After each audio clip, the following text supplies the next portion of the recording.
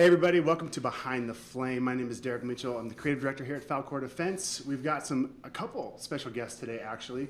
We'll get into that in just a second, but first I want to say thank you to our sponsors, especially Bang Energy Drink, keeping the show on the road this morning, Kenzie's Optics, 221B Tactical, Taurus, and Mark Bell Slingshot. Thank you guys for keeping this podcast alive and kicking. Also, be sure to subscribe to these podcasts. Go to behindtheflame.com. You can check out all the different network sites where it's being published, both audio and video feeds. And I'm getting lots of flack for not having these all caught up. So I want to say very quick update. We're getting them all published. We've been dripping them out over this December month since everybody's got some crazy stuff going on. So be looking for all those episodes to go live here shortly.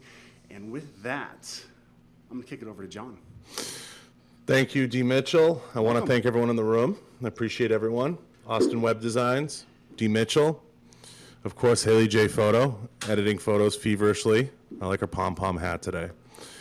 And of course, Melinda Sanju, who's going to probably poke her nose into this. We have Ava in studio again, still. She's going to, what? Yeah. I was saying hello. Hi. So we're going to have an awesome time today. It's going to be a very estrogen-fueled show. Lots of women power. I love it. I think it's going to be great. This guest is someone I've kind of watched a little bit from afar. I've always had the most respect for her. She is absolutely, I would say, Ava, an unbelievable representation of women's shooting, of women in the sport. It goes without saying that she is the consummate professional. Out of everybody we had on, there's very few people that kind of make the hairs on the back of my neck stand up because they're so accomplished, they've done so much. It's honestly inspiring. It makes you want to work harder. I can't thank her enough for being on. Her accolades precede her. She's got more championships than I think anybody will have on. Anybody we've had on. I'm not going to name names. I was going to throw the boys under the bus, but I'm not going to. I'll leave that alone. Max and JJ. Julie Golob. Can't say enough. It's a pleasure to have you. Thank you so much. Yeah. That was quite the intro. I don't think anybody's ever introduced me quite as lovely as that. You deserve it. It goes without saying. You deserve it. Now, I want to ask you, I want to start out before the ladies jump in. How did you get to this point? How did you get to where you are? You're writing books, you're winning championships, you're, removed from the Army team, I believe. And how did you get to this point? What got you where you are today? I have to start out with, my mom and dad. My mom has always been incredibly supportive of a daughter who didn't fit the mold and didn't want to play with Barbies all the time and wanted to hit the range with her father. And my dad saw that, and he wasn't one of those types of dads out there who said, you know what, I need my son to be out here with me. He just said, no, I'm going to take her out shooting, and we're going to have a lot of fun. And we built this incredible bond that cultivated into, being recruited for the Army and making shooting a living. And it's been just an amazing journey. It's insane. It's crazy. So you start shooting with your dad at a young age, and you get recruited into the Army, and you start, you became at one point the Army Athlete of the Year, which isn't, an easy accomplishment, I can imagine. Tell me a little bit about that decision and then the decision to make shooting a career. When I was growing up, I had all of these amazing shooters to look up to, the likes of Rob Latham, Jerry Michalik, Doug Koenig, and then ladies like Kippy Latham and Kay Michalik. And seeing them shoot made me want to I wanted to become a national champion in the worst way. That's like what was my number one goal, even as a kid. And so joining the Army, I knew that was my best opportunity to do that. And so I defied all thoughts of what I should do in my life, especially in upstate New York and school and everything else, and decided to go for it. And that's how it all happened. And being able to win 2 back-to-back titles and a Steel Challenge in 1 year made it so that it was the first time an action shooter had even been considered for the Army Athlete of the Year. So it was really a neat thing, something I never even, set as a goal. And then after I got out of the military, I knew that I just wanted to be a part of the industry and give back to all of the people that I met along the way in the shooting sports and continue, to shoot and have a lot of fun doing it. And let me put it in perspective before I I give up the mic a little bit. A gold medal, 2 silver medals, a bronze medal, 13 national championships. I'd say you accomplished. That's so impressive. It's ridiculous. Well, I appreciate it. You know, I said it before the podcast, and I wasn't going to say it on live, but I'm going to say it. That's better than the Patriots. He's got jokes. You know, I mean, that's amazing, Julie. And then, 7 division titles. I mean, you have done it in so many different spaces over such a long period of time. It's hard not to look at you, and I know when we pass each other at the shows, kind of like a wave, it's good to see you, but it's just you've accomplished so much, and you have my respect, and there's no doubt about it. You should have all the great that comes with that, and you deserve everybody in the sports respect, male or female, no doubt. I appreciate that. Yeah. It's been fun. I mean, when I first started out, there was basically one division when everybody shot open or, iron sights every now and again. And now the sport has evolved so much because people want to be able to shoot the firearms that they have at home, whether it's a single stack or a revolver or a production gun like an M&P. The sport has realized and grown and adapted to what the manufacturers are making. And that's not just handgun sports. It's in, long range shooting and shotgun sports and 3-gun. So it's really neat to see how the sports have evolved over time. And it's very cool to be a part of it. And what is everything that you partake in? What all of the divisions and stuff? If it's got a trigger, I like shooting it. I think the only sport I haven't really, handgun sport I haven't really shot is cowboy action. And that's because I don't have a cool SAS name yet. I mean, I need a SAS name in order to do that. But eventually I'll give that a try. I think that's the beauty of the shooting sports is that, whether you love, just the idea of drilling an X-ring and hitting the bullseye over and over, or you like to run and gun, shooting fast targets or steel, there's a sport out there for everybody. And I got to imagine it makes you, you probably get a little bit of chills because I would, you're shooting alongside Jerry and Kat, I got to imagine that's exciting to be on that team because I've been to SIG when I see Lena and Max training. I grew up in that area and that's home to me.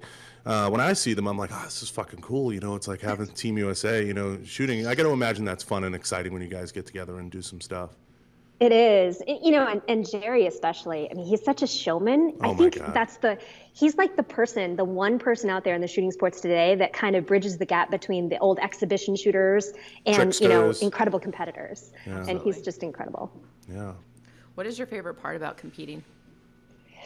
Oh, when I'm in it, I love the thrill of being able to clear my mind completely and tackle a course of fire and give it my all and see how well I can accomplish what I want to within a match.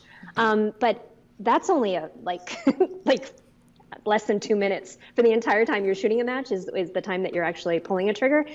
So it's such a family friendly and such a community of shooters that it's really a neat sport because of the people. And I've made so many friends over the years that they're my shooting friends. They're my shooting family. And I think that's what I appreciate the most. Mm-hmm. So I want to ask you this. We got a woman owner in the building. We have another female host and instructor. All you women in this industry, and I want to throw it to you first. What has been the most exciting thing for you being a female in the gun industry and seeing those changes you're talking about and how exciting it's getting? But from a woman's perspective, what's been the most exciting since you've been in it, the last 20 years or so? When I first started, especially in competition, we just kind of made do. We just kind of made it work. We didn't have guns or gear that was designed specifically for us. We didn't have people thinking about how, just the position of a holster on our body made such a huge difference. And yeah, there were companies that were, had modular equipment and that sort of thing. But now, my goodness, we see people thinking about, it doesn't even matter if you're a man or a woman, but, there's no one size that fits everyone. So they're thinking about how to make different grip sizes and how to make trigger adjustments so people with smaller hands are able to shoot. And it's evolved so much, combined with the fact that you have so many lady instructors like Ava out there who are breaking the mold and breaking the stereotypes that, only guys can teach. And we have women's only gear, and we have women's gun groups. It's so exciting. It's never been more exciting than And it is right female now. owners now. Yes, exactly. And to think like 20 years ago, I mean, you wouldn't really see a whole lot of that. Never, especially with the guns we produce here, the AR platform all the way up to the 300 Win Mag. It's really an exciting time to be a female in this business, I think. And Ava and I talked a little bit about that yesterday. And I know it's got to excite Melinda to have someone like Julie on today and representing women so strongly. Actually, to have two women 2 days in a row, that's been awesome for me, because I always want to make sure that we get women represented on here. Yeah, it goes without saying. I mean, it's definitely representing itself strong. And, you know, you have so many passions, Julie. There's so many things to get into. Let's start with what you're passionate to beyond the firearms business and what you have going on, because I don't think people really understand. You have your hand in so many different things. You wrote a book. You wrote books. I stay busy. I think that the most important thing in my life right now, obviously, is my family. I have 2 little girls. And so everything I think about now has something to do with them. Whereas, you know, when I first started, it was all about when am I going to win that nationals and how many more can I win, that sort of thing. And so for me, you know, thinking about my life in stages has been kind of where I'm thinking about now and into the future. So at first it was all about competition. Now it's about family and how to help people get started in shooting. And then later on, I'm sure it's going to be even more involved with, you know, Second Amendment advocacy and making sure that my children have the same opportunities that I had. Oh, we're going to go there, but tell me about the book a little bit. Okay, I even have a copy. Shameless plug. Shameless plug. This is my children's book, Toys, Tools, Guns, and Rules. And it's basically a children's book about gun safety. And it follows along the same message, the universal message that we have in the gun industry that Project Child Safe and NRA Ed Eagle incorporate. But this book includes a little bit more of it's less dads and sons and more about all people, because firearm safety is for everyone. And so this book has been out since January, and I have a Spanish version translated by the lovely Gabby Franco, another great lady shooter, coming out hopefully this month. Amazing. And where can people buy your book? Yeah, where can folks get it? It's Amazon. You can find anything at Amazon. But yeah, at Amazon. So out of your 2 daughters, is there one that stands out that's like, Mom, I want to go to the range with you. I want to go. Because there's always one that stands out in a family. But there might be 2 since, I mean, you're a great role model. Well, I appreciate that. So my oldest daughter, she's 10. She's already shot 2 world championships with me in steel shooting, rimfire. And she's in it. She enjoys it. She hunts and she just loves it. But my youngest, she's my little spitfire. She reminds me most of me, I think. And every time I go out shooting with my oldest, she's like, when is it my turn, Mom? But she's only 5, and so she's just not quite ready just yet to take the plunge into going to shoot her first match. Insane. Is there any advice that you have for parents with children to Yeah. get them involved in something like this? Because I know that growing up, I mean, we went in the backyard and shot 22s at, cans and stuff, but it was nothing like this existed for us, so how would you encourage parents to get their children involved so it doesn't become a dying sport? Sure. I mean, there are 2 immediately right off the top of my head. Steel Challenge and Rimfire Challenge are both steel shooting events that incorporate speed with precision and using, of course, 22 caliber. And they're really neat, family-friendly sports. And honestly, a lot of the clubs out there, even though USPSA or even IDPA focus on centerfire handguns, they're not going to not let a kid shoot as long as they're safe and responsible and know the rules. That's what I love about the shooting sports. And it's something that I learned at a young age, at 7, 8 years old, is that you have to follow rules, you have to know them and follow them, and there are expectations of you. And when you do that as a kid, you develop this, people around you respect you. And when that happens, you gain confidence and you understand your place. It's really a magical thing. And I encourage people, if you're interested in getting your kids involved in a shooting sport, seek out local ranges and see what they have and just do it. What do you recommend? What do you recommend for a first purchase? You can plug Smith & Wesson. I mean, where would people start if their son or daughter wanted to get into the sport? Any reliable 22 rimfire pistol or even rifle, they have rifle divisions as well, is going to be a great option. I really love the M&P 22 Compact, One, because it translates, it's almost the same size as an M&P Shield, and all of the controls are so similar, so that when they do graduate to either a 380 Shield or all the way up to an M&P 9, that's going to be simple and easy. But you've got, victories, you've got M&P 22 rifles, M&P 1522 rifles, sorry. There's just so many great options out there, and as long as it goes bang and they don't get too discouraged, you can't go wrong. Are you a dive right in the deep end type of instructor? Do you tell them to grab a holster, or do you start out with single shot? I mean, how quick are you progressing them to get them, where they need to be or productive?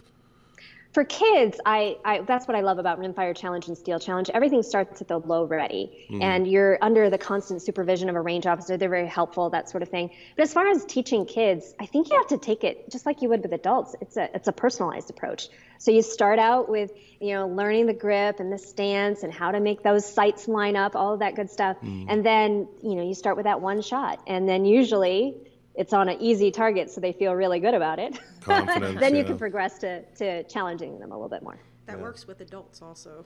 Yes, right? it does. Yeah, it's very transferable. No, it's amazing. And what advice would you give parents thinking of getting their son or daughter into the sport?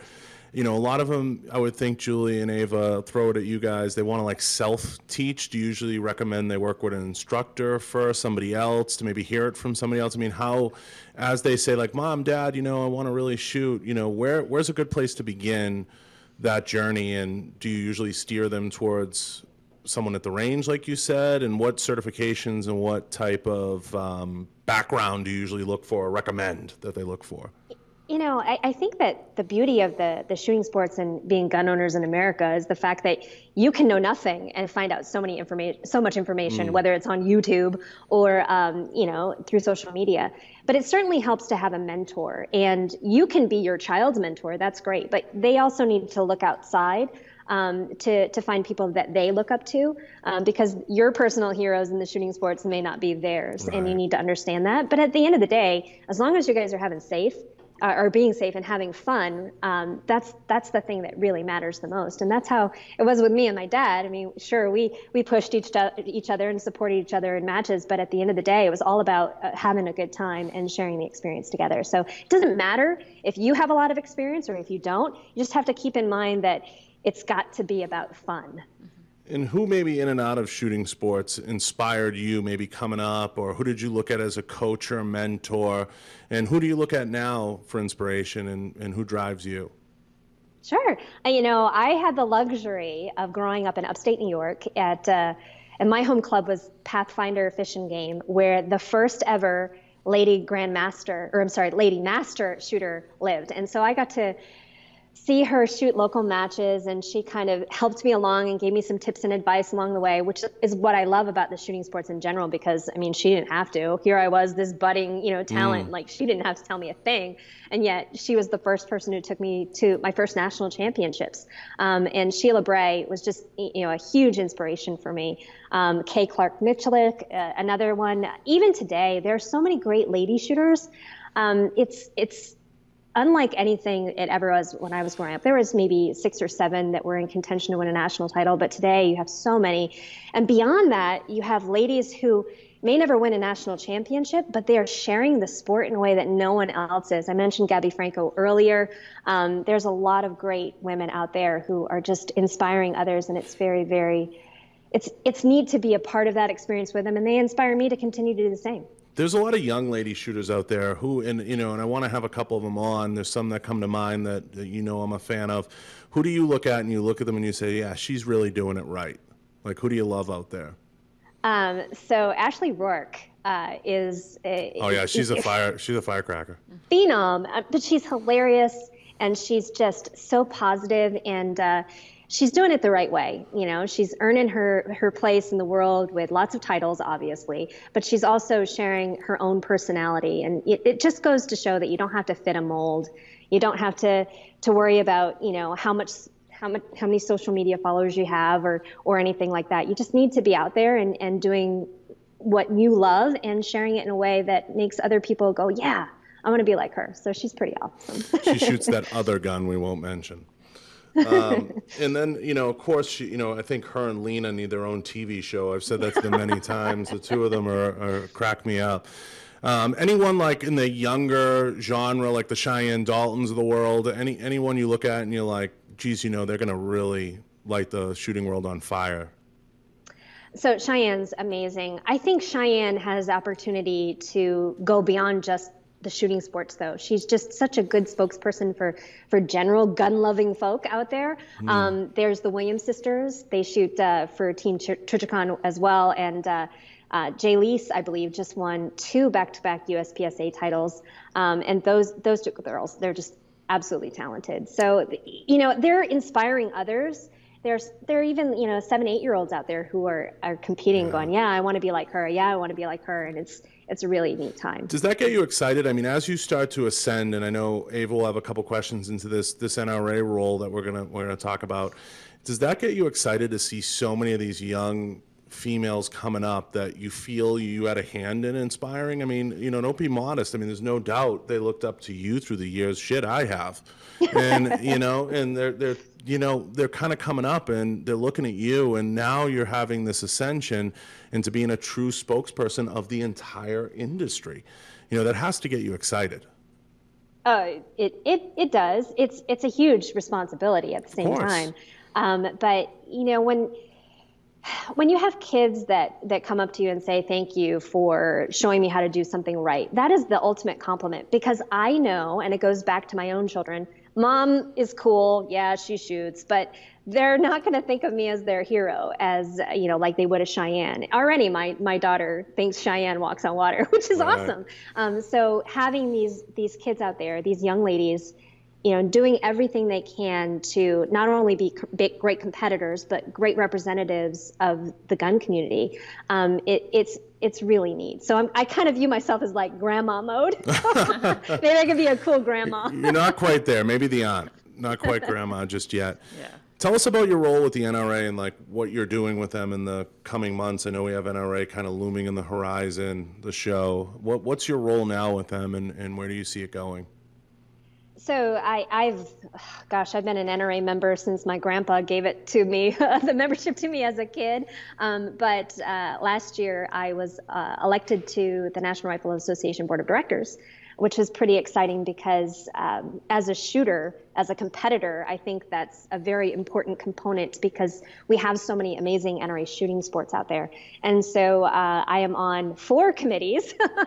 I am the chair of the Action Shooting Committee, the vice chair of the Pistol Committee, I'm on the Collegiate Committee, and then I also serve on the Competition and Rules Committee to brainstorm ways and to make sure that our shooting sports are evolving with the times, which is very, very important. And, it's great to be a part of the lead organization defending our Second Amendment rights. So. Yeah. So I just spoke with Tim Knight. I had him on my show last week. And yes. Can you kind of explain for a lot of people out there, so if you are an NRA member, where do those dues go? Because I think a lot of people are under the impression that they go to fight for the Second Amendment rights, but they're actually going to, to fund like ranges and stuff like that. Correct? So the best way I can explain it is that you have the NRA that has general operations, which include maintaining shooting sports and scholarship programs and all of the things that go along with, keeping a headquarters. There's the NRA range. There's so many resources out there. And then we have ILA, which is the main political arm that is fighting the good fight in Washington, D.C. and making sure that, our voices are heard as a group. And so when you think about the NRA, it's easy to get swayed one way or another based on what you hear in the media or what some representatives may say. But at the end of the day, you also have to remember there's this huge organization that has incredible programs like Eddie Eagle, again, the shooting sports. There's so many things that go into that. And it was very eye-opening for me becoming a board member to understand how complicated it is and how everything works and how important it is for for the financial aspect of one charity versus another charity, and those different versions of, not versions, but I guess categories that the organization falls under. So when you are becoming an NRA member, you really should look into every opportunity to take advantage, whether it's becoming an NRA certified instructor or participating in a shooting sport, or ordering the Eddie Eagle supplies offline so you can share them. And there's a lot that goes into it. Yeah, no, there's no doubt. I think there's a misconception sometimes amongst folks as to what and how, and I'm glad you clarified some of that and cleared it up. I think a lot of people get out there, and I'm sure you can attest to this, Julie, and they're like, oh, I gave money and they should be doing this and this, and they don't understand it's prolonging the sport and getting people continuously to get the education to get behind the gun and, and actually participate in the sports, and it's not necessarily designed to be a political action committee per se. Yeah, the great thing about the NRA and becoming a member is, first and foremost, you stand tall with 6 million other people that believe in the same thing, and that there's a sense of community with that. And after that, between the opportunities of range grants and scholarships and all sorts, I highly recommend you head on over to the NRA's blog, check out everything that's going on there, subscribe to Shooting Sports USA to hear about all of the great things that are happening within the shooting sports themselves. Because when you see and understand how much goes on beyond what you just read in the news or what have you, it's really impressive. No doubt. I think it goes without saying that the NRA is there to support the growth of the sports and the growth of people's education within the sports. And I think people just have to understand a little bit of where that funding comes from. And I'm sure you get slammed at the ranges or matches with people that are like, hey, about that, this or about that. And you have to sift through that. I just don't know where you find the time to do all this stuff. Right. Yeah. Well, there's 76 of us, so we have 6 million members and 76 board members. So we definitely get an earful at times, but it's really good. I mean, I think that having people out there across the country being able to listen to members and what they're concerned with gives you great perspective, especially when you go in and connect with other board members. Because even if something doesn't happen at a meeting, just the connections and the discussions, even what I've had with Tim, for example, are a great way to point us in the right direction. Yeah, no doubt. I'm going to ask a question that's probably going to get all different opinions from you ladies, and I'm curious, and you can't back off from this too easily, Julie. I know you. You're going to be a good Christian, and you're going to be political about it, but I want you to go out on a limb. Tell me what you think about social media and some of the quote-unquote gun bunny culture you see out there, and how you feel about it, or how you feel about the representation of some women out there. We're not going to name names, but give me a little insight into your thoughts on it, because I'm curious. I mean, you're a consummate professional, and I'm sure you've seen some of these bikini-clad women out there, a full auto. And does that sell the gun culture? Does that help, or is that hurting? Well, that's a loaded question. I know. First and foremost, I think social media is incredible. I think that it is the one reason we have been able to unite as gun owners across the board. When I grew up in upstate New York in the 90s during the Clinton administration and the assault weapons ban, shooting sports, it was like Fight Club. It's something you didn't talk about. And with social media today, because our culture is so used to sharing our experiences, it's made it less taboo. And we've been able to connect with people all over the world. And I think that's a great thing. With that comes the great challenge that, with everyone on social media, we're constantly vying for attention. And that attention is at a premium. And some people and some companies know that the best way to get attention is through certain activities or showing off a certain amount of skin, what have you. And that's disappointing, because there's so much great content out there and so many great learning opportunities and people sharing so many neat things. But it's entertainment, and I think we have to look at it as such. If you want to be taken seriously, you go a specific route. And if you don't, you end up going another route. But as far as, women in the industry who have found themselves here and don't really know that much about firearms, but are representing companies, I would highly encourage that they, shoot a little bit more and learn a little bit more and become experts and do their part. So. Such a delicate answer. What she wanted to say I was, don't know about that. what she wanted to say was wear a little bit more too. Cover up. Just cover up. Cover up. Yeah, I mean, there's no doubt, and Ava and I discussed it a little bit yesterday on the podcast, that I think when you have that huge growth spurt like we did, you have a certain segment that comes into the populace that I think, is less than what you want representing you. And for lack of better words, I think we have to categorize people. And I talked about this the other day, and I want to get your thoughts, Julie. You have to accept that some people are actors. Some people are like the ring card girls at a fight. They're just holding the ring cards, right? And they have a place. And I think if some companies choose to market themselves that way, I agree with you. It's a little bit disenchanting, but I love that Smith & Wesson sticks to that tried and true representation. We try to do a lot of that here. There's no doubt, whether that's with Tony and having guys with true operational experience. We have former SEAL Andy Stump doing some of our testing and helping us with a lot of things.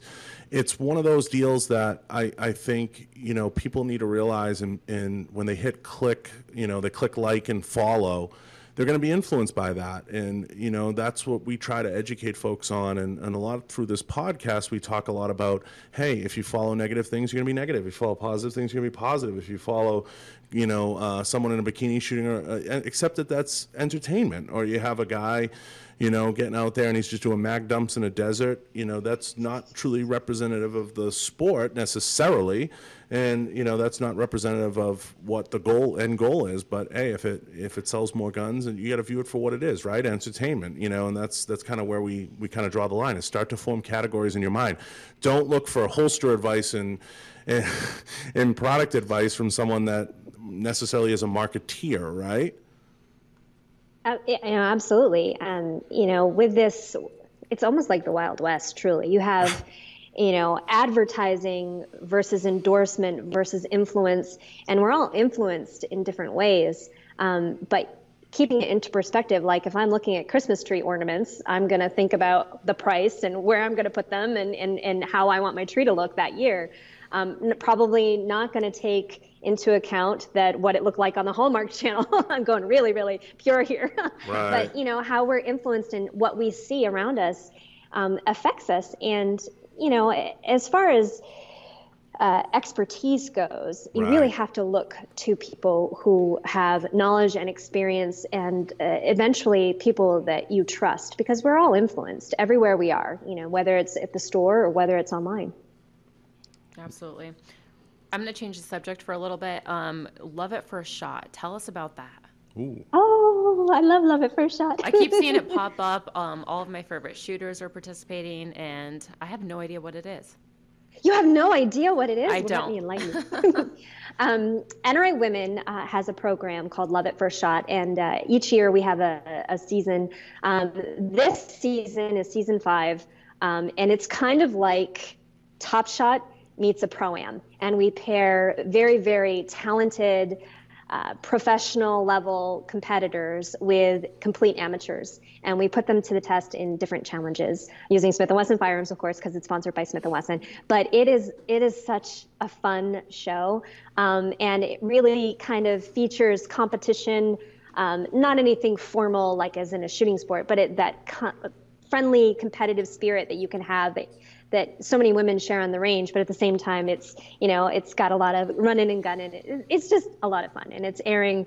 We're going to be in our 4th episode, I think, this Friday. It airs Facebook Live on NRA Women's Facebook Live every Friday evening at 8 p.m. Eastern. Wow, that's interesting, and it's just basically just like the best team eventually wins. Exactly, it's fun because I've always wanted to do this. I've always wanted to design courses of fire that would, test people's skills differently. So we've had a stage that's right out of the page from USPSA or IPSC with lots of moving targets and a Texas star. We've had a lot of running and gunning and memorization. We're even having a course that follows the greats like Annie Oakley and Plinky, and they're going to have to shoot cards and dimes and corncob pipes and all that good stuff. So it borrows from heritage, but also hopefully inspires people to get out and try some things at the range. So I have a quick question for you. So Ava and I was talking yesterday because, she was here and we've been getting to know each other on a personal level, which I love her. She's great. But one of the things that I had brought up was I get a little nervous when I go to the range, not because I can't shoot, but because I feel like when I'm there, everybody's watching me.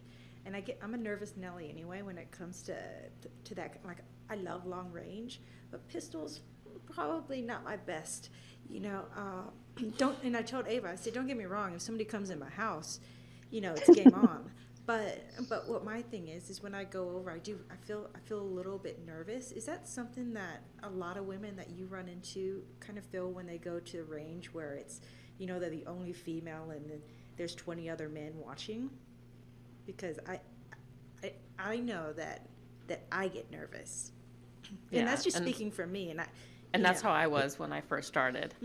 You almost get like performance anxiety because you feel like they're watching you, and is she gonna mess up? And then it's like, and suddenly you just forget how to operate a firearm. Sounds like you need a private lesson from a 13-time national champion. I think my best advice, and this goes without saying, in anything that you do, is you have to get out of your comfort zone. And the more you do that, the more comfortable something becomes. So I hear about this a lot of times, not just with women, but men in general. They have a huge amount of anxiety going to compete because they don't want to be compared against someone else. But what I get out of shooting, yes, I love to win. I'm not going to lie. But I find that when I'm at the range, it's total me time, because when I focus on specifically just improving a skill or trying to tackle a type of course of fire, I'm so in my own zone. And I think as women, we rarely get to experience that because we're multitaskers. We got a lot going on. I mean, you own a business. Ava's running around doing everything. I'm kind of busy. So when it comes down to it, it's my me time. And yes, you get nervous and you get jitters. I still get nervous at competition, not because I'm worried about people watching me, but because I want to perform well. And being nervous and having that anxiety means that you care. And that's a good thing, a very good thing. It's well said. Yeah. It's well said. Yeah. Well, Melinda and we're going to go to the range later. So. Nice. And boys aren't allowed to come. No, I don't see any boys though. I only see men, right, Derek? I only see boys. Yeah. Just like men. Big boy, little boy, little boy. So, Julie, we touched on something that kind of sort of go down a wormhole of training and kind of blocking things out and getting laser focused. What techniques is there a technique you use? I mean, and there's so much stuff out there. What is it that people are using, like the hollow neuroscience now? And I see Shane and these guys, they got like headphones on. Do you have like a technique? Are you doing some like type of transcendental meditation? How do you kind of block out the world before a stage to get so focused? Because you've accomplished so much, and I kind of pick JJ's brain on this and Max's, and you get so laser focused. What's your process when you kind of walk up to the blocks and start a stage? Like what do you do? Is it prior to the match? Are you driving in the car? I see you singing in the car sometimes. I don't know if that helps. What is kind of, do you play it loose? How do you approach it? For me, I don't worry about a course or a stage or even a match too much until I'm there. I think that a lot of people get nerves or anxiety or don't perform because they're obsessed. They're like literally thinking about everything.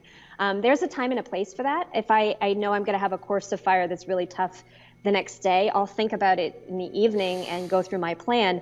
But I also know and understand that it may change based on weather, based on how I'm feeling, change in, the lineup of how the stage is shot. Maybe I have to go first or what have you, and I'm not expecting that. So I really rely on coming up with solid plans, sticking to them. And I don't have any, like meditation or like headset action going on. Right. I'll listen to music if I'm in the mood. But a lot of times I just focus on breathing. And deep, slow breaths are really something that helps me stay calm enough. I accept that I have adrenaline, and I accept that I'm going to use it to my advantage, and I just go from there. But whatever you have, it's a personal routine, so you almost have to develop it, and that's why shooting as many matches as possible is going to be helpful. You have to put yourself in the situation. You have to put yourself in the pressure cooker, and so if you can do that at a local match or travel around to state matches beforehand, that's the best way to do it. How many rounds do you shoot in a month? In a month? Yeah. It depends on, how the season has been. I generally shoot between 30,000 and 50,000 rounds a year. Wow. Oh, really? Ooh, that's a lot. What are your thoughts on the newest Smith & Wesson, the M&P 380 Easy? This thing, when I first saw this gun, I thought, what are they thinking? I don't know anything. Like, this is bizarre. This is it has a grip safety. What are you thinking to make a 380 this big, right? And then I shot it and I couldn't believe it. It's one of those firearms that it almost shoots like a 22. It's so soft shooting and it's so simple and easy to control, easy to manipulate, easy to take down. I feel like it's one of those firearms that gets a lot of attention as being an old lady gun, or for people with small hands or people who can't handle recoil.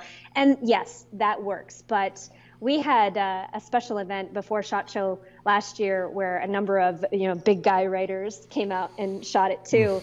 And every single one of them, I wish we had a camera on their face afterwards. They were like, "Oh my gosh, I love this thing." And it's absolutely a pure joy to shoot. And it's a great starter gun. It will be the first center fire firearm handgun that my daughters shoot. I absolutely agree with that. I've noticed with a lot of my beginner students, that's the gun that I usually start them on. And it's amazing because it's so easy to rack, which, most beginners have an issue with.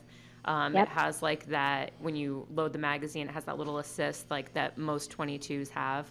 Yep. And I think my only complaint is really that grip safety. I did have one student who just didn't grip the gun like tight enough in order for it to go off. And so, of course, the minute that the gun doesn't go off, they want to, point it in every different direction to figure out why it didn't go off. And so that was like my only scare with that firearm. But other than that, I love that gun. And I had the same exact thoughts when it first came out. I'm like, oh, what were they thinking? It's hideous, but it is an excellent gun.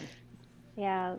It's funny because this particular firearm, Smith & Wesson puts so much research into, and not just industry peeps research. A lot of times you're like, oh, what size do you want? Yes, we'll come out with this size, blah, blah, blah. They looked at people who don't own firearms and the things that they appreciate. So that grip safety alone was one of the things that, their market research indicated, hey, if you can add another safety on the thing, go for it. So it's really a neat way to look at the whole evolution of the M&P series, and then adding this in, I think we turned some heads. Absolutely. Yeah.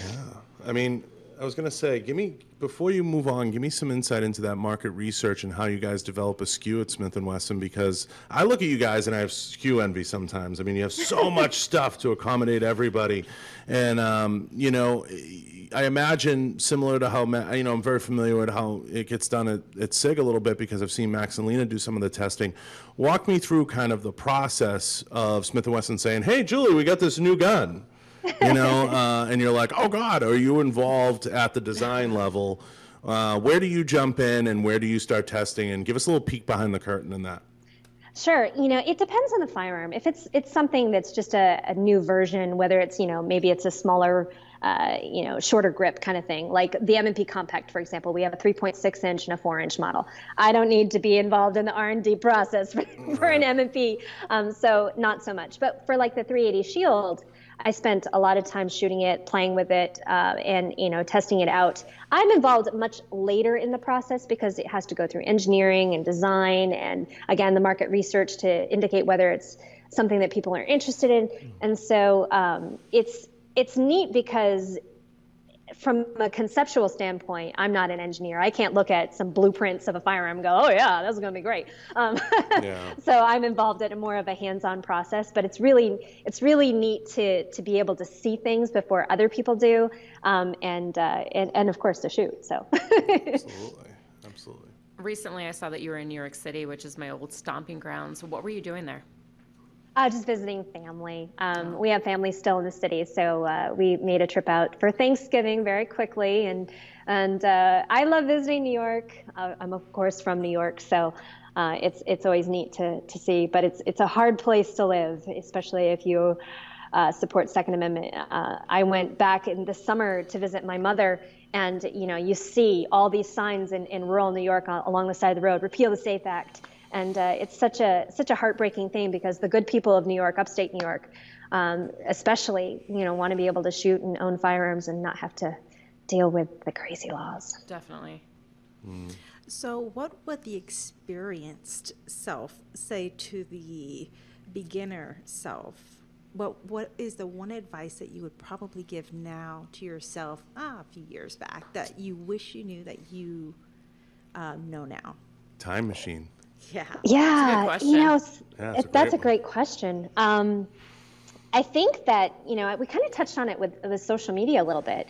We've had the I'm just going to say gun bunny because we got her to say it.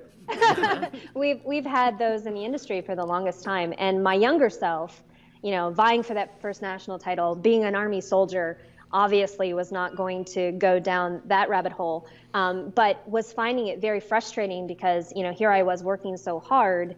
I would sometimes get caught up in the negativity of that, or negativity in general. People who said, "Oh, you're not that good," or would have commentary about, my ability as a shooter or my decisions in going into making shooting sports a career.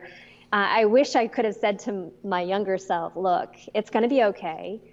Just stay positive throughout it all." I think that, I probably could have won my first nationals a little younger had I not been so influenced by the negativity around me. But, you just have to think about things that, in a way that's has a positive attitude at the end of the day, because, you get to do what you love and you're having a good time doing it. And yes, you care about it, but don't be so hard on yourself.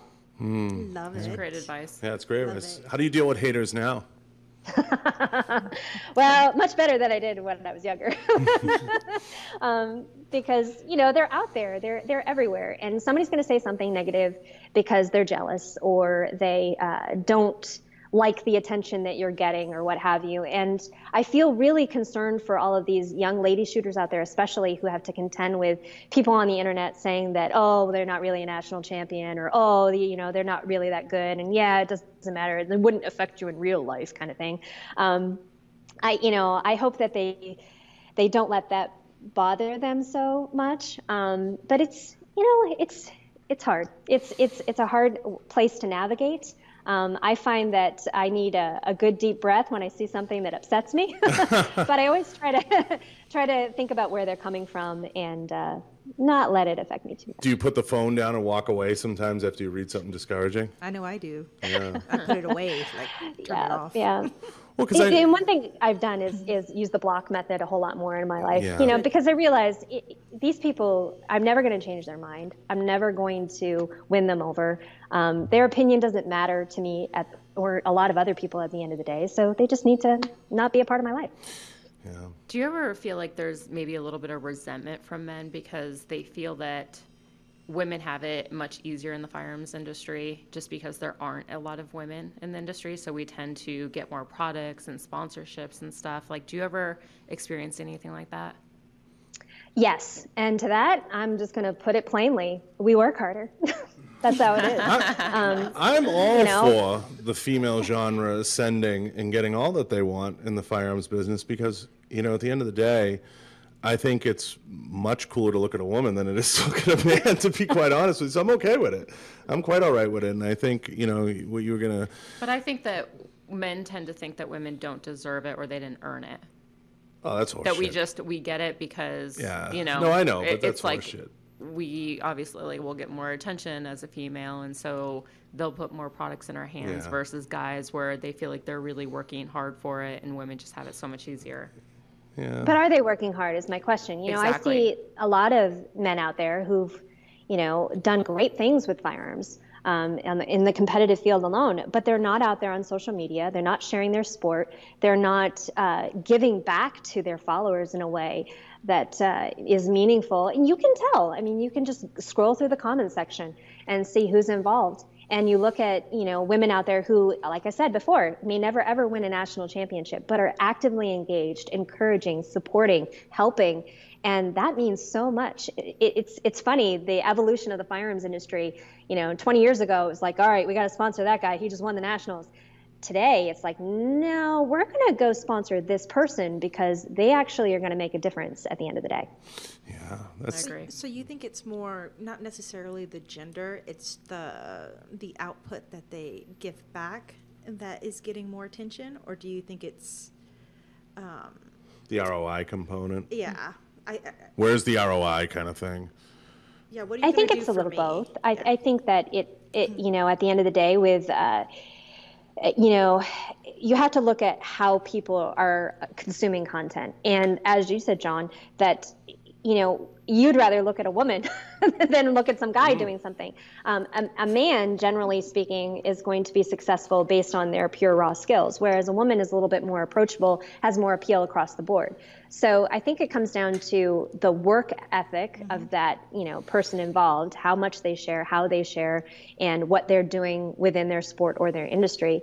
And then after that, it comes down to the skills involved. So I think it's a delicate balance. And the beauty of living in a world that we do here in America with capitalism, the companies get to choose, and they decide who represents them. Yeah, I mean, I think women, you guys, especially, looking at you, Julie, and your accomplishments, I don't take anything away from, at least I don't take anything away from a woman. We have a female owner. I'm always kind of aware of the value system and making sure that the representation's there and we're doing it as best we can. I think, it's a sad day, sports fans, when a guy puts a woman down to build himself up. I mean, I think that's horseshit. I grew up with two sisters. I grew up with a single mother. I watched her work. I watched her put time in. And, my two sisters were athletes. I don't take any, you're a girl, I mean, I just think that's horseshit. And that's like, like if a woman works hard, earns her keep, represents the genre strong, and we talked a little bit about ROI, puts himself out there, has a good message, shit, give them all they want. Endorse that, praise that. Don't put it down and say, because I've dealt with it, the haters, I'm not SWAT enough, I'm not ninja enough, I'm not this, but fuck, if you're getting out there and you're putting a voice and a good message out there, why can't we get behind that as a culture and as a sport? Why can't we love that? But I think sometimes when somebody hates, they just hate in general. Yeah. It's just negative energy all the way around. Like Julie said, you're not going to change them. No. So if they hate me because I'm a woman owner, then they might say something about you or Ava. It's because you're Asian, Melina. You don't know any better. Yeah, I'm not white enough. Yeah, you're not white enough. I'm not Asian enough. I know. I can't. I think that's horseshit. I've sat at the table with women for many years, in many different capacities, companies, agents, I just think that that's such crap. And if a guy ever did that, I'd be like, give me a break. Like, that's just bullshit. So, I think you can agree, Julie. The message is important, and it has to be the right woman. It has to be the right representation, and it has to be the right, process that they go through for handling themselves. And you do all of those things, and you represent the sport well. And I think anybody needn't look any further than what you do and how you approach things and how you do things and how Melinda approaches things as an owner.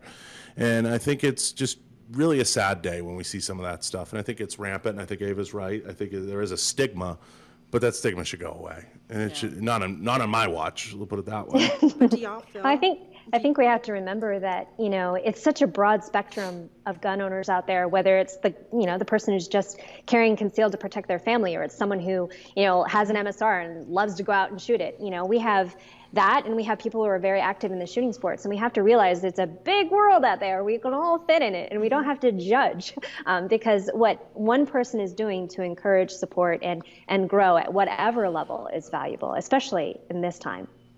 But do you feel that it's less prominent now about the whole judgy, go make me some eggs, instead of, hey, let's go to the range? Because I don't feel that as much. Like I said, I still get a little nervous when I go to the range, but I don't feel that anybody around me necessarily says, hey, I don't think this is your place. I think you need to go home and, have some babies. Oh, it's there, Mel. There's no You doubt. think it's there? I Yeah. don't find it. Well, I don't nobody find it said there it now. to me. No one's going to say not it, in a but while. I think it's there. I mean, I can only speak for myself, and I think everybody can only speak for themselves. I mean, I sure as shit can't have that attitude. I mean, I get beat up every day by a woman. True But you fact. like By it. multiple women. You like it. One being a woman owner, another being a black belt in jiu-jitsu. So, I mean, I get my ass kicked all over the place by women. So if I sure shit can't have a bad attitude towards women. I mean, but we can only speak for ourselves, right? I think a lot of that stems from, Julie, kind of that old, and I always use the term, dusty buckle and boot guys. Don't worry, honey, I got this. Right. Yeah. See, It's funny. I think I see a little of it every now and again when I'll visit like a gun shop somewhere where, Oh, yeah. if I'm with my husband, they'll assume that I'm not interested.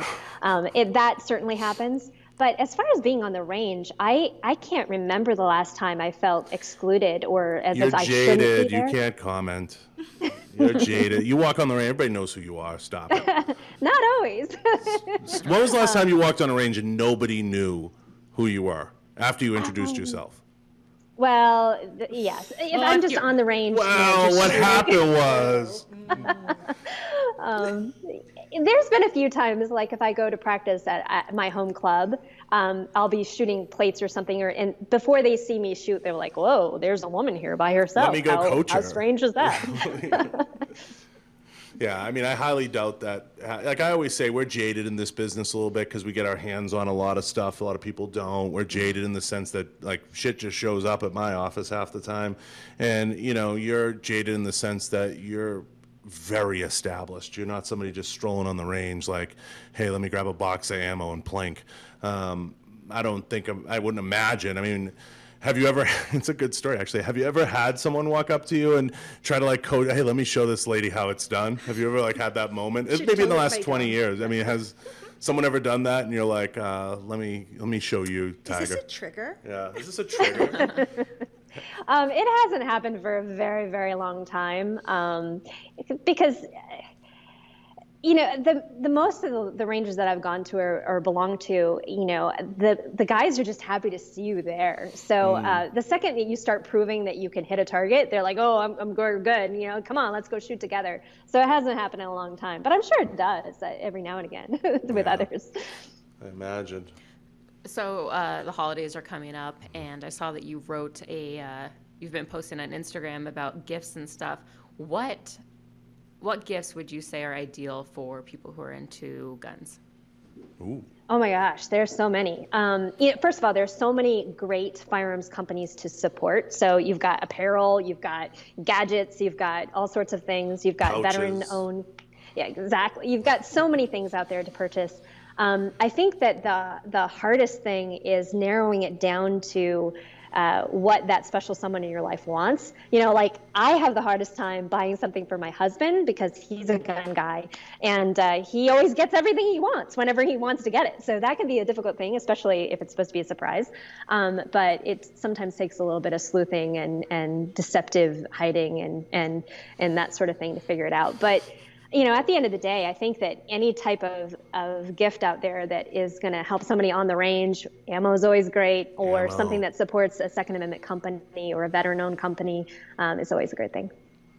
Yeah. Quick question. What companies other than Smith & Wesson do you look at and you kind of say like, geez, I really like what they're doing over there, or, hey, I really dig that, what would you who do you have your eye on, so to speak? In the industry, as Yeah. in like within gun companies, Yeah.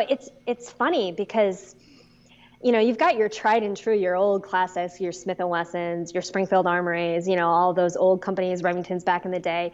I think that we're in a really unique time because people are now understanding the value of social media, the things like this podcast, the value of being able to share something on Instagram or on Facebook, that we're really starting to see creative marketing within all of the industry. So I don't know. I mean, I follow everybody. It doesn't mean that I endorse everybody, but I want to see what's out there and what's going on and how people are sharing it and getting people to shoot, because at the end of the day, that's what I'm most passionate about.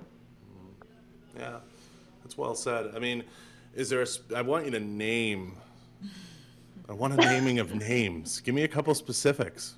A couple of specifics. Like Well, what- I love what Safariland's doing. Okay. Safariland makes holsters and ear protection, of course, body armor and stuff like that. They recently put out a short film that salutes veterans, and they're really thinking outside the box. We had last year. I participated in something called the Safariland Expedition. It's a multi-gun event, and they blew it up. I mean, I was like a host on Instagram Live every day, and it was really neat to see how they are sharing the message, not only of, hey, go buy our stuff, but two, the veterans mean something to us. Law enforcement officer with their SAVES program, Safariland SAVES. It's really neat to see. Yeah, no doubt. Well, ladies, anything else? You know, one of the things we haven't touched on is the fact that we might have hit it like a little bit, like a little Brush bit, by. you just to see here, and you and, excuse me, your passion is definitely shooting, but I also see that you hunt. So nobody's brought that up, and I was waiting for John to bring it up. I'm throwing it to you. You're the co-host. I'm just saying. Usually John will bring it up, and I'm just sitting over here listening. Just waiting. So now I have to bring it up. What's your passion on that? Because I just saw you just got a buck. Yes. So I, like Dad started me with everything. So like shooting, we spent a ton of time hunting in upstate New York, and I wasn't as successful as I am now. It's a little bit harder to hunt in New York than it was in Montana when I lived there, or even in Missouri for that matter. But it's funny because when I grew up, when I was very small, we didn't have hardly any money. It was before I started shooting, and my dad was a school teacher. My mom was a secretary, and we had to have venison to have meat to, on the table. And so for the longest time, oh my gosh, we ate everything. I remember eating venison liver and hating every minute of it as a kid. But eventually, For as we, anybody who's never found our tried place. it, it's not good. Yeah. Venison liver, Anything liver. not good. Although, have you seen Julie's cooking videos, like on her stories? I guarantee you could probably make anything taste good. I always don't know watch about your liver. videos, and I'm like, oh, Not it looks so venison good. liver. Go ahead. I'm sorry. Well, no, I don't know about that. But it's funny because I remember at one point, my mom and dad bought a beef roast, and it was a very special occasion. And my mom cooked it up, and we tasted it and said, Mom, this meat tastes funny. And at that point, my mother was like, no, my children cannot know what beef tastes like. And so we transitioned away from venison. And it wasn't until I moved back to Montana and found, so many great opportunities between whitetail and mule deer and pronghorn and elk that I decided, hey, I'm going to get back into it. One, because I love it. And two, I want to see if I can make dishes out of venison from the experiences that I've been able to travel all around the world competing. So I've shot on 6 continents, so I've been a few places. That's awesome. So I wanted to try to amazing. incorporate that into wild game, and eventually I will put out a cookbook. Eventually. What's the I know. craziest? I was actually going to ask you that. Yeah. I was just waiting for you to put out a cookbook because you are always cooking. I am always cooking. You should do something venison and Asian. Well, I was going to ask her, what's the craziest dish you've had to make through the years? Like trying stuff like is there like a hoof stew out there? You've had, like, what's the craziest thing you've made? And you were like, damn, that's not good. Like I can't do that. I haven't made liver in a long time. One, because I'm not really a huge fan of liver, but I've never really enjoyed deer heart very much until I made it in some tacos. Deer heart tacos are actually very good. It's secret's all in the marinade, and it's very, very dark and deep tasting meat. So you have to kind of keep things nice and light and spicy. So Don't get any ideas, Mel. Yeah, I'm not running for the heart either. You said something last week, Mel. What was your favorite game you had that was interesting? I actually, my favorite is bison, but my second favorite is mountain lion. And I know, it just sounds weird, but it tastes just like pork. that's what I've heard. I've always wanted to try it, but I've heard it tasted just like ham. Yeah. And so what's funny is a lot of the guides or, outfitters, they sit there and they tell people, that you can't have the back strap. Those aren't good. You got to just throw those away. And then they take them home for themselves and then they eat them because they're incredible. Wow. They're just phenomenal. And you can fry it like pork chops. You can bake it like, a roast, and it's very delicious.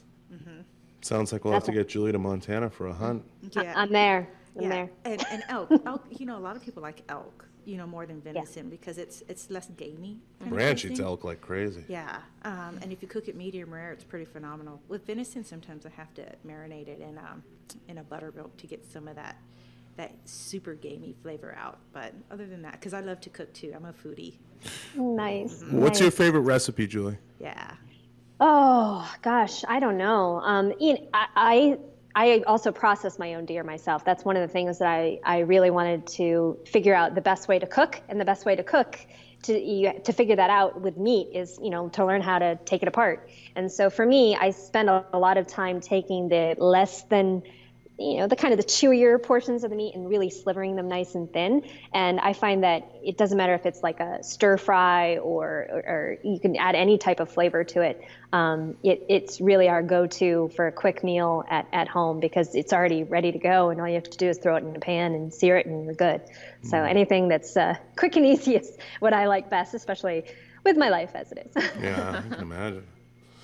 Well, ladies, anything else? When you're gonna come up to Montana again? Ooh. You got a home here. I know. I have to. I miss it. We fell in love with Montana. We lived in Glasgow for a number of years, and if you don't know where that is, it's one of the most remote. Is actually the most remote town in the continental U.S. that you can get to. They had some sort of feature on like NBC or something about it. But we just fell in love with the people and the lifestyle, and we'll be back. And I hope sooner than later. Kalispell's a nice area. Yeah. You can come over here, go to Costco, and get a little bit of food, and then head back over there. Yeah. It's only Exactly. How many hours away is it, Jason? 10 hours? Yeah, it's 10 just hours. a quick That's a long 10-hour drive for Costco. It's no big deal. Yeah. MBD. Yeah. I mean, Kalispell's a nice area. Whitefish, we can get you back here. We'll start looking at real estate. We can get International Airport, Glacier. Yeah, only because There you they go. go to, where do they go to Canada. I think that's why they call it international. Oh, Call the Chamber of Commerce. We're brokering a new citizen. yeah. I love having you on, Julie. I wondered, the ladies, did we cover everything you wanted to cover? You guys have anything else you want to ask Miss 13-time national champion? And I'm not worthy. No, I definitely don't feel worthy. No, not at all. No, this has been awesome. Jason, you want to say hello? We'll see if Jason wants to say hi. Melinda's husband and fellow owner. We'll see. Going to chime in and say hello on the podcast. Julie, keep in mind, Jason adds a little testosterone to the mix here. Hey, how are you? How are There he you? Thanks so much for having me. Thanks for coming on. Jason, keep in mind, you're talking to a person who's accomplished more than all the gentlemen out there on the tour right now. Oh, I bet. Yeah, she's killing it. Kill us both. Kill us both. John's always bragging about his skills. I'd like to see you two go head to head. That would be fun. I wonder where I want to put my money on. I wonder. Julie. Yeah. I was like, I'll bet against myself. I'll bet against myself. No, I was listening to this and very impressive. I was just bringing this up yesterday. The women in the industry, whether you're in business, whether you shoot or whatever, is growing, and it's so awesome to see. And I encourage it because the industry needs it, and people like yourself and others, and Ava and Mel, and the list goes on and on. It's tremendous. So kudos to you for that. I appreciate that. And it's always great to be around people who support that too. So hats off to you as well. Well, keep killing it out there. And of course, you have friends here at Falkor and throughout the industry. So I'd love to have you out here. I would love that. Love to talk to you more about all kinds of things. So get it booked. Make it Yeah, happen. make it happen. All right? Let me know. Love it. So, Julie, where can everybody find you? Tell us, we're going to plug your Instagram, obviously, but what's the best way to contact you, locate you, get a private lesson, whatever, what have you, view a match, buy the book, all the above? Best place is myname.com, Julie Golob, Golob.com. Can we pull it up, Derek? Can we get a shameless? Not today. I've got her on Skype. You got her Well, on- actually, We'll see. We'll try to get it up. But what's the best way to contact you? Is through that? Yes, I have an email button, or you can DM me on Instagram. All that works. How do you effectively slide into the DM properly? What do you mean? Like, do we ask a proper question? I mean, you don't. Yeah. I answer everybody. So You- it doesn't matter. so you're very accessible. You heard that here on Behind the Flame. Slide into the DM. She answers everybody. Usually there's a protocol. Don't send the nudes. Be appropriate. Well, I don't usually get very much of that, so Good. So slide into the DM. Do you do private lessons if people wanted them? I have in the past. It's very hard to juggle that sort of thing between all of the things I have going on, but we can certainly explore the opportunity. I know JJ's wife has taken over all his booking and lesson schedules, so some of these guys out there do them and some don't. Do you do group classes at all? I haven't. Again, it all comes down to, being there for family first, then having all my sponsor obligations, trying to get a few matches in everywhere. The NRA, you gotta get on this. Max is charging like $5,000 for like the Max Michelle experience. You need like the Julie experience, like where it's like a cookbook reading and a match and all the above. So I think you're missing the boat there. We could get behind that. That could be a Falkor sponsored thing. Yeah, definitely. Yeah, do cooking with Julie. With special guest Melinda That's the ultimate goal, One day when I retire, I'm going to have a big spread in either Montana or Wyoming, and it's going to be a Julie G's bed and breakfast range experience. There you go. That's Whoa! perfect. Sign me up. Is that an official announcement that's coming? I'm gonna I hope so. 2022. I'm gonna peg the date.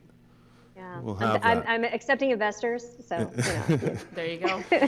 Is that something you seriously would love? Oh, I would love that. Especially.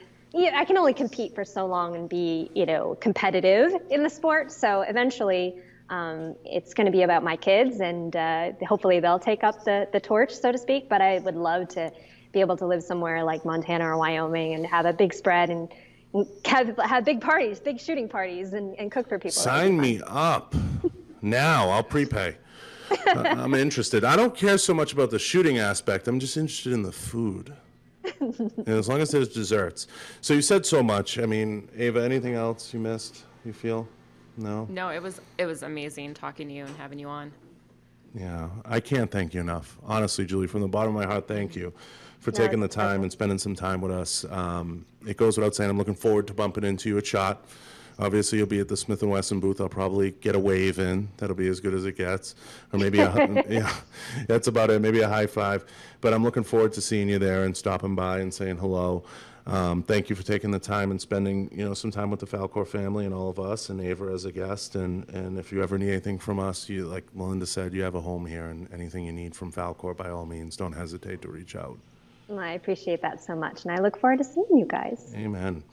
And I want to throw it over to Derek for closing remarks and announcements from sponsors and any bookkeeping stuff. Housekeeping. Awesome. Well, I know John already said thanks, but thanks again so much, both of our guests, Ava and Julie. It was awesome having you, and Melinda and Jason. Yeah. Big show today. And myself. Hey, what am I doing? If I talk too much, I'm going to take it away. So let's do this. All right. So first off, sponsors, thank you so much. Especially Kenzie's Optics, been with us since the beginning. 221B Tactical, special shout out to Suresh. Hey, thanks for that. Mark Bell Slingshot, Bang Energy Drinks, and Taurus. Thank you guys for the sponsors for keeping this alive. For those of you still in the live feed who haven't jumped off yet, if you're on YouTube, go ahead and head over and hit that little thumbs up button, smash that bell, hit the notification so you get these live announcements next time you go live. Make sure you do that. And then for those of you who are listening to the audio version or haven't discovered that yet, head to our website, behindtheflame.com. Scroll down a little bit and you'll see all of our network sites. So jump on there, whether you want to watch or listen to on Spotify, or there's a whole bunch of other ones. Go ahead and check that out. Make sure you subscribe. Am I forgetting anything, Austin? I don't think so. That's it? Yeah, that's it. All right. Thanks, guys. We will see you next time.